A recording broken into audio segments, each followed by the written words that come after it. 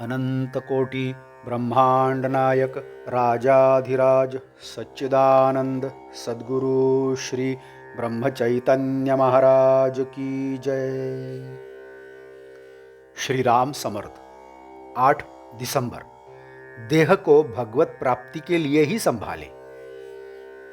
देह को संभालना जरूरी है, लेकिन वह भगवत प्राप्ति के लिए करें, विषय के लिए न करें। बाहर का ठाट बाट संभाला, लेकिन जिसे बचाना था उसे नष्ट कर दिया, तो इसमें हासिल क्या किया? यह तो पागलपन ही हुआ। नारियल की भीतरी गरी की रक्षा के लिए बाहरी करोटी की जरूरत होती है। बाहरी ठाट बाट का ही सार संभाल करें, यही मनुष्य का अंतिम उद्दिष्ट नहीं है। बाहर का सुख सच्चा सुख नहीं है। मैं और मेरा से हम द्वैत का आरंभ करते हैं। कल्पना से जितना समझ में आता है उतना देखने लगते हैं, किंतु अंत तक मैं कौन हूं इसका हमें पता ही नहीं लगता। अपनी गलती हुई ऐसा समझते ही उसे सुधारने का प्रयत्न करें। जहां से हमारी गलती हुई वहां से हमें वापस आना पड़ता है। मैं देह हूं ऐसा कहने लगे, यहां हमारा मार्ग गलत हुआ। असत्य को सत्य माना, यही हमारी भूल है।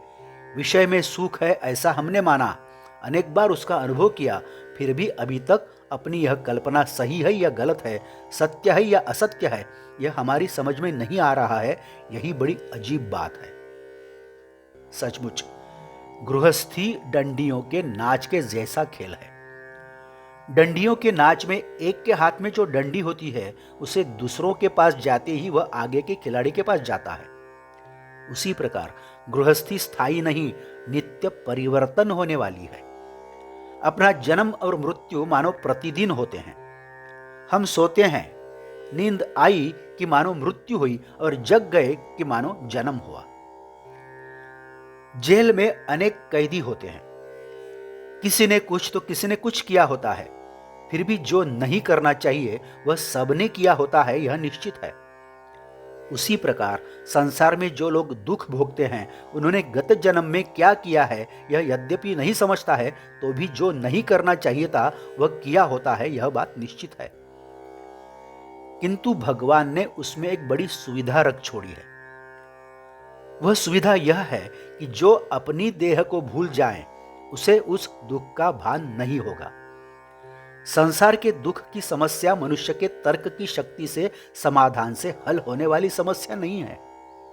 अतः उसके बारे में अधिक विचार न करते हुए संसार का दुख जितना बन सके उतना कम करने का प्रयास किया जाना चाहिए। जिसे भगवान का पूर्ण स्मरण होता है उसे ही संसार के दुख का विस्मरण होता है। जो स्वयं को पूर्णतया भूल जाता है उसे ही भगवान की प्राप्ति होती है। स्वयं को पूर्ण भूल जाने के लिए भगवान के नाम में लीन होना ही एकमात्र उपाय है। जितनी उत्कटता से नाम लेंगे उतनी उत्कटता बढ़ेगी और हम नाम में लीन होते जाएंगे। फिर देह का स्मरण क्यों होगा? आज का बोध वचन, नाम अंतरंग में प्रवेश करते ही देह का विस्मरण होता है। फिर मैं कौन हूं और भगवान कौन है यह अपने आप समझता है। जानकी जीवन स्मरण जय जय राम। नमस्कार।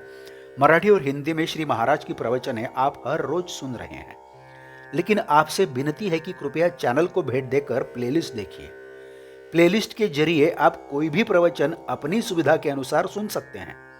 मैं फिर से एक बार आपसे कहना चाहूंगा कि यदि आपने अभी तक चैनल सब्सक्राइब नहीं किया है तो कृपया सब्सक्राइब करिए, लाइक करिए, शेयर करिए, कमेंट्स दें, बेल आइकन दबाना मत भूलिए।